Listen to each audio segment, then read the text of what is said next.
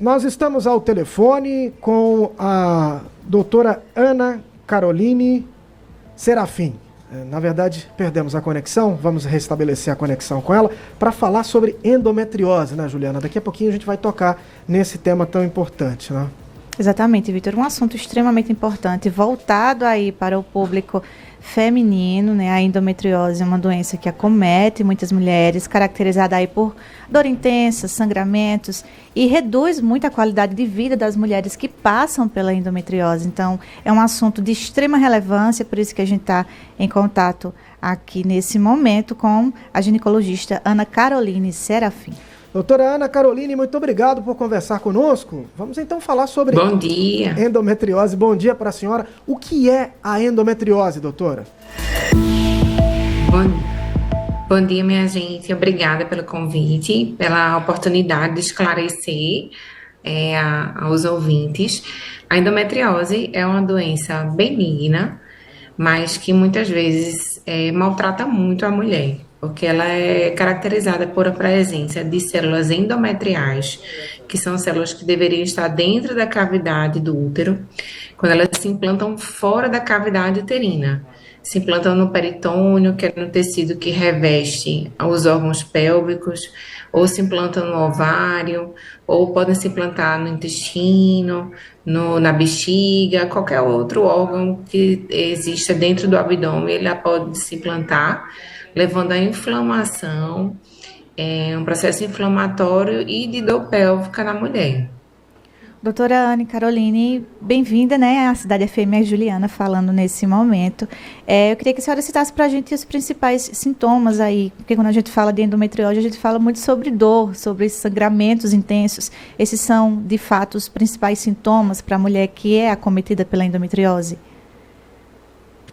Tudo bem, Juliana, bom dia. Quando a gente fala em endometriose, a gente fala nas doenças dos Ds, que é a dor pélvica durante o período menstrual, a dor pélvica fora do período menstrual, a dispareunia, que é a dor na relação sexual, que é outro tipo de dor importante, a dor na relação sexual de penetração profunda, muitas vezes dor para evacuar também, dificuldade para urinar, algum desconforto para urinar, e também a dificuldade para engravidar.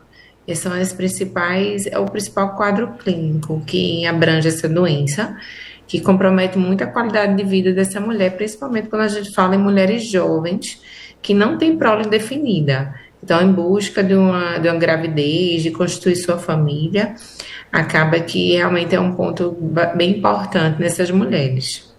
Doutora, a endometriose, ela é causada por fatores genéticos, são fatores externos? O que a gente pode apontar? Por que algumas mulheres têm endometriose e outras não? Então, essa é uma pergunta que nem a gente não sabe responder ainda. Existem algumas pesquisas que apontam que pode ter algum fator imunológico, algum fator genético.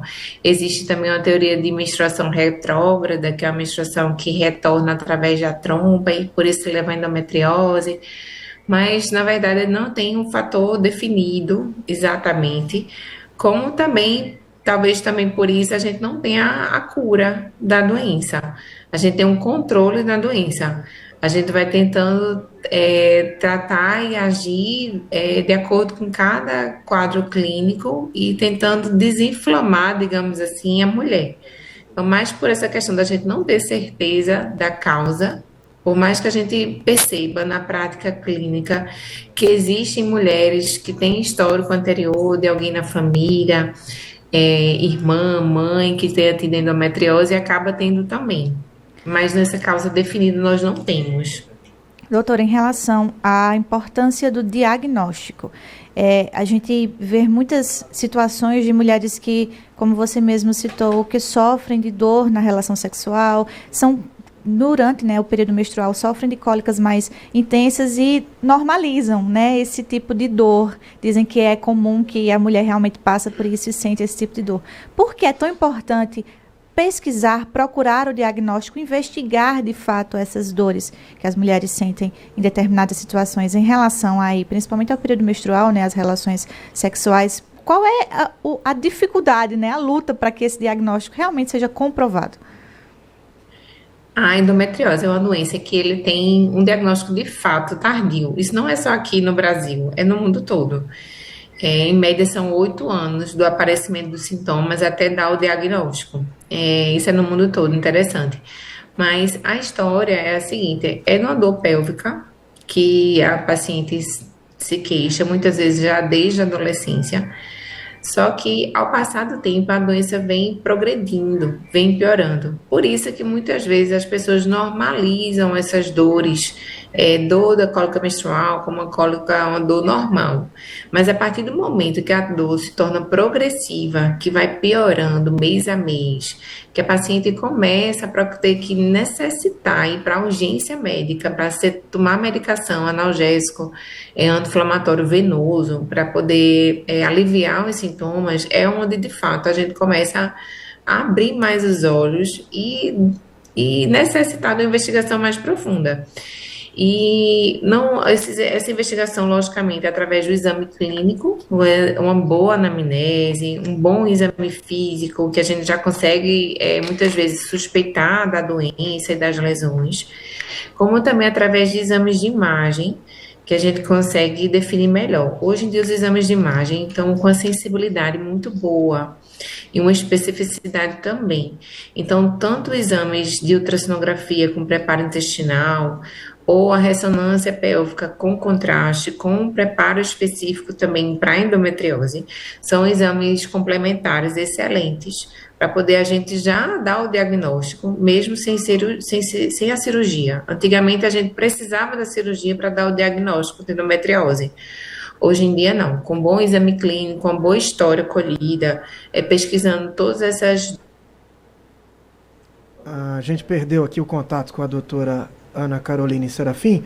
Vamos tentar restabelecer para que a gente volte a falar sobre esse assunto, principalmente para a gente falar sobre as complicações, né? 2 pontos importantes. Primeiro, a questão da dor, né? Como fazer para minimizar essas dores. Eu já ouvi histórias de mulheres que chegam a desfalecer, elas desmaiam de tanta dor, precisam receber, inclusive, medicação intravenosa para dor, para que elas possam suportar esse período diante desse quadro de endometriose. Então, esse é um dos pontos. E o outro é a questão da infertilidade, né? Os dados apontam que 40% das mulheres que têm endometriose, elas não conseguem engravidar, então precisam fazer um tratamento específico para isso. Não temos ainda? Bom, a gente vai restabelecer o contato com a doutora Ana para tentar responder esses 2 pontos principalmente, né, Juliana? Exatamente, Vitor. A gente percebe muito nas mulheres que sofrem de endometriose a qualidade de vida que é extremamente prejudicada, né? São mulheres que lidam com dores em vários períodos aí do mês, são diversas situações que comprometem a qualidade de vida dessa mulher, e como o Vitor citou aqui, é algo bem difícil e complicado de se lidar quando se trata da infertilidade, porque muitas mulheres que passam pela endometriose, né, que sofrem de endometriose, elas sim têm o desejo de ser mãe, né, de engravidar. Então é importante a gente reforçar essa informação também com a doutora Ana Caroline Serafim. Bom, doutora, a gente estava falando aqui sobre essas consequências, né? Como lidar com as consequências da endometriose, essas 2 em especial. A questão da dor, muitas mulheres enfrentam dores que chegam a desfalecer, precisam tomar medicação intravenosa para suportar essa dor.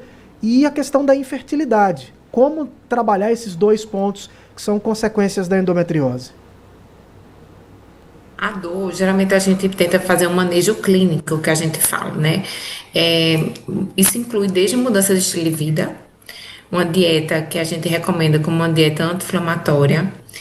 O açúcar tem que ser evitado ao máximo, glúten, carne vermelha, vários alimentos inflamatórios, que aí seria o ideal a paciente fazer um acompanhamento nutricional adequado para poder ela ser orientada em relação ao que é que ela deve dar preferência na sua rotina alimentar, que é uma rotina bem restritiva, muitas vezes.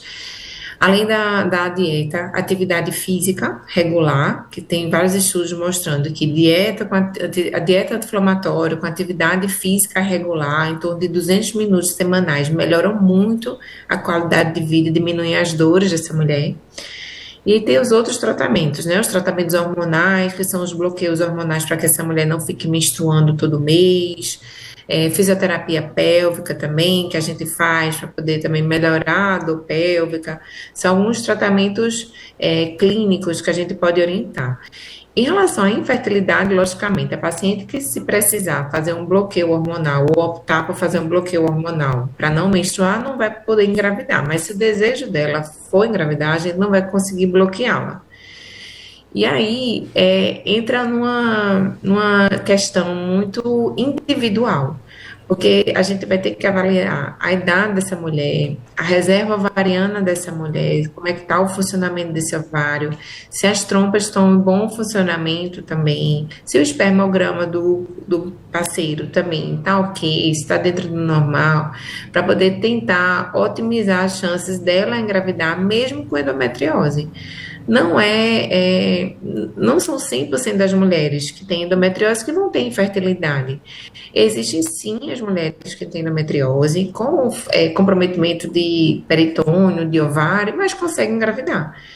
Logicamente, é como eu falei, assim, é de cada caso, tem que ser individualizado, analisado com cautela, sempre preservando ao máximo a função ovariana dela. Mas a gente vê muito pela idade, sabe? A gente vê que quanto mais jovem a paciente for com endometriose, maior chance dela engravidar espontaneamente sem fazer um tratamento com reprodução assistida, por exemplo. Que muitas vezes a paciente deixa para engravidar, hoje o cenário é esse, né? Cada vez as mulheres estão tentando trabalhar, ter sua profissão, sucesso financeiro e acabam deixando a gravidez mais para frente. Então, quanto mais cedo essa mulher engravidar, maior a chance dela conseguir fazer uma gravidez espontânea, com menos intervenção médica, digamos assim. E quanto mais próximo dos 35 anos, ou quanto maior o comprometimento ovariano que ela tenha, maior a chance dela precisar fazer um tratamento com suporte com a equipe de reprodução assistida. Muito bem, doutora Ana Caroline Serafim conversou conosco aqui sobre endometriose. Doutora, muito obrigado pela disponibilidade, por essa conversa numa manhã de sábado e até uma próxima oportunidade. Eu que agradeço, minha gente. Um bom dia para todos. Muito bom dia, obrigado. Tchau. Manhã Cidade. Entrevista. Acompanhe a cidade.